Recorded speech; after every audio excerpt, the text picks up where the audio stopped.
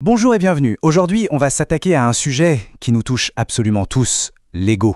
On a tendance à l'accuser de tous les maux, mais est-ce que c'est vraiment un ennemi qu'il faut abattre? Et si, au lieu de le combattre, on apprenait plutôt à le connaître, à le comprendre, et puis finalement à l'apprivoiser? C'est exactement ce qu'on va explorer ensemble. Cette citation de Martin Luther King, elle pose parfaitement le décor. La clé, ce n'est pas seulement d'avoir des ambitions, mais c'est surtout d'avoir confiance en soi. Et c'est précisément là que l'ego entre en jeu. Pour le meilleur, et puis parfois pour le pire. Voilà la question centrale. La culture populaire nous pousse souvent à voir l'ego comme une espèce de bête sauvage qu'il faudrait faire taire à tout prix. Mais je vous propose une autre perspective, et si c'était juste un partenaire un peu trop envahissant qu'il fallait simplement remettre à sa juste place? Pour rendre tout ça un peu moins abstrait, beaucoup plus concret, on va se pencher sur une histoire qui, je pense, va parler à beaucoup de monde. C'est celle de Myriam, qui nous a écrit « Myriam, elle commence sa lettre avec ces mots qui sont très forts. Ce sentiment d'impuissance, de ne plus vraiment être aux commandes de sa propre vie, c'est souvent le tout premier signe que l'ego a pris beaucoup trop de place. C'est un peu comme être passager de son propre quotidien. » Et voilà comment ça se manifeste, très concrètement. Une petite remarque d'un enfant qui paraissait anodine, un simple désaccord au travail, et hop, la réaction est tout de suite disproportionnée. Ce qui est frappant, c'est de voir à quel point ces exemples sont universels. C'est vraiment le signe classique de l'ego qui se met en mode défense. Et là, on touche au point crucial, le fameux cycle de la culpabilité. La réaction explosive est suivie, presque immédiatement, par le regret. On se sent mal, on s'en veut, et ce cycle en fait ne fait que renforcer l'emprise de l'ego. On se retrouve coincé comme Myriam. Alors, la question c'est, comment on en sort? Allez, passons maintenant du problème à la solution. Plutôt qu'une grande théorie un peu floue, ce que je vous propose, c'est une boîte à outils très concrète. 5 clés pour se libérer de cette emprise et reprendre les rênes. On les découvre ensemble.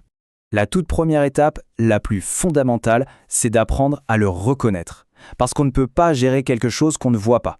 C'est un peu comme essayer de ranger une pièce dans le noir complet. Il faut d'abord allumer la lumière pour voir ce qu'il y a dedans.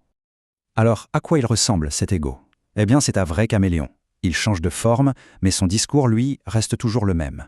Il adore comparer, juger, se plaindre. Et notez bien ceci, l'ego n'est jamais, au grand jamais, dans l'instant présent. Il est soit en train de ruminer le passé, soit en train d'angoisser à propos de l'avenir. Voilà, un petit exercice tout simple. Au cours de la journée, essayez juste d'observer, sans vous juger, les moments où vous cherchez à avoir raison à tout prix, ou quand vous vous justifiez avec un peu de mauvaise foi. C'est lui qui parle. Le simple fait de se dire « Ah, tiens, ça, c'est mon ego », ça commence déjà à lui enlever son pouvoir. On passe à la deuxième clé. Une fois qu'on a commencé à repérer l'ego, on se rend compte qu'en fait, il n'est pas tout seul. À l'intérieur de nous, il y a une espèce de lutte de pouvoir constante, une tension entre deux grandes forces. Et les identifier, c'est apprendre à choisir consciemment son camp. D'un côté, on a l'ego. Lui, il veut contrôler. Il a peur, il veut gagner, peu importe le prix. Et de l'autre côté, on a ce qu'on pourrait appeler l'amour, notre part la plus profonde. Elle cherche la connexion, la compréhension, elle ne juge pas. La prochaine fois que cette tension monte, on peut se demander quelle porte est-ce que j'ai envie d'ouvrir, celle de l'ego ou celle de l'amour.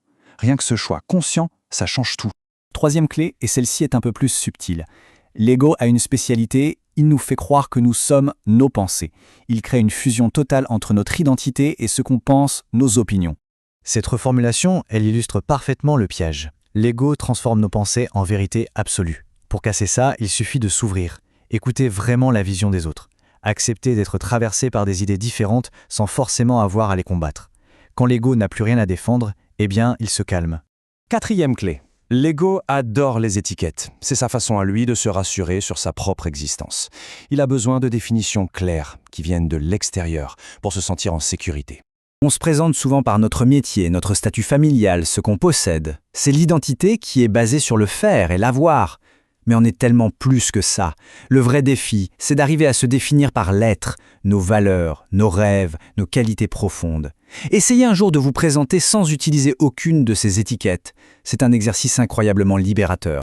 Et nous voilà à la 5e et dernière clé. Et pour moi, c'est vraiment la plus importante, celle qui change la donne. Il s'agit de changer radicalement notre réaction au moment où on retombe dans le panneau. Regardez bien cette comparaison. L'ancienne réaction, c'est de se flageller. Mince, je me suis encore énervé pour rien. Ça, en fait, c'est l'ego qui se juge lui-même. La nouvelle réaction, c'est de célébrer « Génial, cette fois, je l'ai vu ». Parce que le simple fait de le voir à l'œuvre, c'est déjà en sortir. C'est la plus grande des victoires. Chaque prise de conscience est un pas de plus vers la liberté. Donc apprivoiser son ego, ce n'est pas une fin en soi, c'est une étape cruciale qui en fait libère de l'espace. Et sur ce fondement apaisé, on peut alors commencer à construire quelque chose de beaucoup plus solide, de beaucoup plus durable, une véritable confiance en soi. Et pour construire cette confiance, le chemin s'articule autour de 5 piliers. D'abord, apprendre à identifier et exprimer ses vrais besoins. Ensuite, prendre le temps de reconnaître tout ce qu'on a déjà accompli. Le troisième pilier, c'est de s'aimer tel que l'on est, sans condition. Puis, trouver la bonne motivation, celle qui vient vraiment de l'intérieur. Et enfin, développer la posture juste, savoir quand se protéger et quand s'ouvrir. C'est un vaste programme, bien sûr, mais c'est la suite logique de ce voyage intérieur. On va terminer avec cette pensée. L'ego, il est très souvent motivé par la peur. Mais si on regarde juste derrière cette peur, on trouve un désir fondamental. Le désir de se choisir soi-même, de s'honorer, de s'aimer. Apprivoiser son ego, finalement, ce n'est rien d'autre que ça. Apprendre à se choisir à chaque instant.